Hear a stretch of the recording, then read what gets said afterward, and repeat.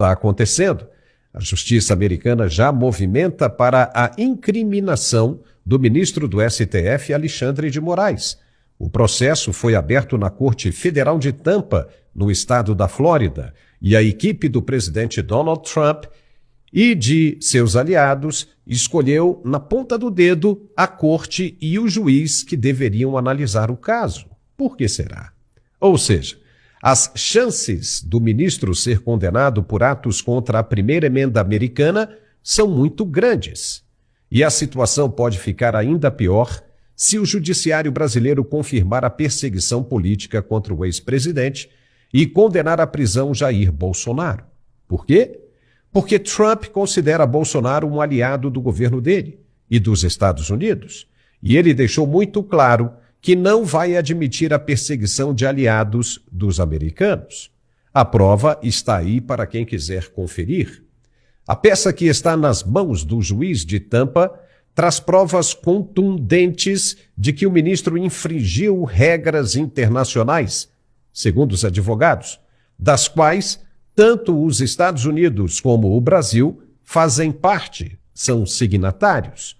Além dessas regras internacionais, o ministro, segundo os advogados das empresas de Trump e da plataforma Rumble, ainda teria burlado a Constituição americana e invadido limites das regras digitais do país, como ter, por exemplo, ameaçado uma plataforma de mídia social, a Rumble, de multas pesadas se não retirasse do ar perfis e postagens de um cidadão em território americano, mesmo que este cidadão ainda não fosse um americano. Só por estar em território dos Estados Unidos, ele já está protegido pelas leis do país.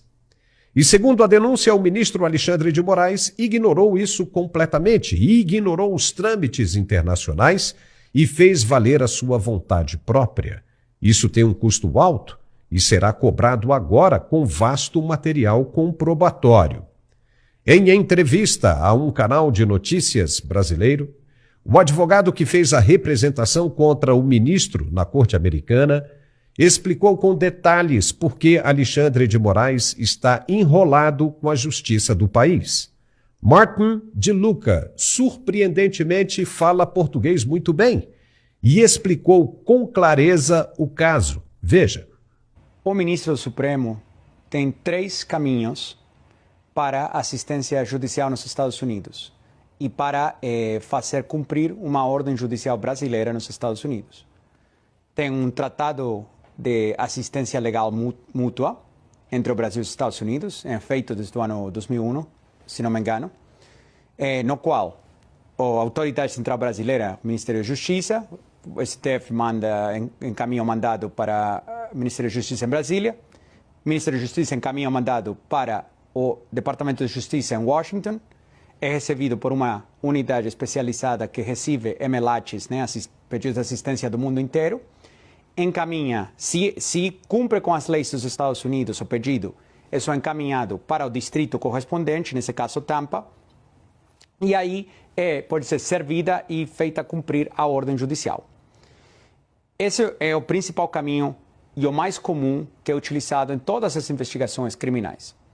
Também tem a Convenção da Haia e também tem um sistema que é utilizado menos em investigações criminais, que é cartas rogatórias.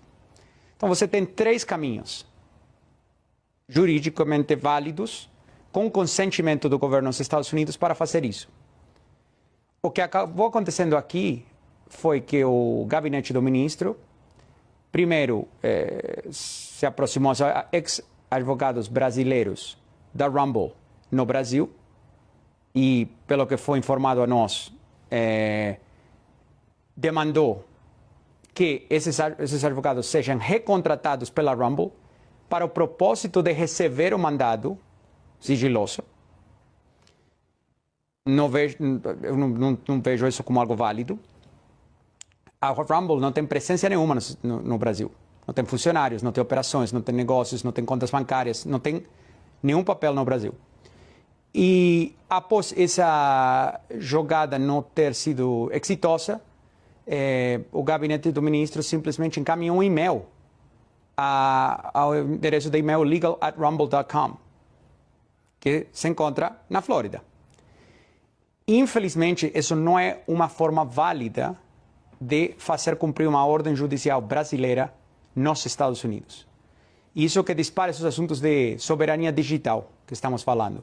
Por quê? Porque a ordem, como foi descrita no complaint, né, na denúncia no Fórum Federal em Tampa, demanda que a Rumble aplique medidas de censura sobre uma pessoa que não tem sido identificada, mas que é residente dos Estados Unidos. Então, você está demandando que uma empresa americana, sem operações nem contatos com o Brasil, censure as contas de um residente dos Estados Unidos, por razões que não foram explicadas, mas você pode chegar às suas próprias conclusões. E também foi solicitado que a Rumble bloqueie o fluxo de fundos desde a Rumble e desde todos os que contribuidores, quem faz propaganda, etc., com essas contas, para o usuário. Ou seja, cortar o fluxo de fundos de uma empresa americana a um usuário residente nos Estados Unidos. Então, para propósito da lei, um usuário americano, qualquer pessoa que se encontra fisicamente dentro do território nacional dos Estados Unidos, está protegida pela Constituição dos Estados Unidos. Porém, aplica a primeira emenda. O mais preocupante disso é que essa pessoa já teve um pedido de extradição pelo ministro, que foi recusado pelo governo dos Estados Unidos. E após isso, fazer um e-mail, mandando um mandado por e-mail, com certas ameaças que vocês podem se imaginar, estão descritas na denúncia, mas se não é cumprido em 2 horas, você pagará uma multa de X, você será, vamos pagar o serviço no Brasil de formas não especificadas. Então, uma série de ameaças.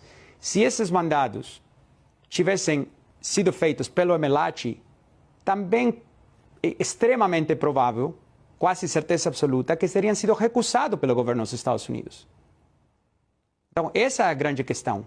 E isso foi o que disparou a Trump Media e a Rumble acionar o processo para falar a censura para aqui, a censura para a nossa fronteira.